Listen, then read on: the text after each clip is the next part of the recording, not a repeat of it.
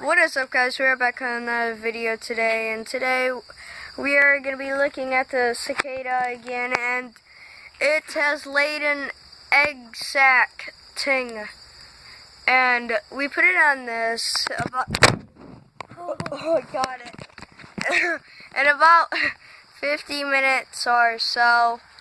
I have no clue. It laid an egg sac. So yeah, it actually wasn't even 50 minutes. About 15. So yeah,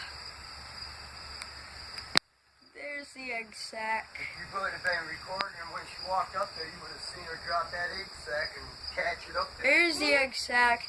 As you can see, her abdomen is smaller, so you can tell that she laid it. So it wasn't like a caterpillar or something. So yeah, I hope you enjoyed today's video. Leave a like, subscribe if you're new to the channel. I'll catch you all in the next video. Peace out, everybody. Goodbye.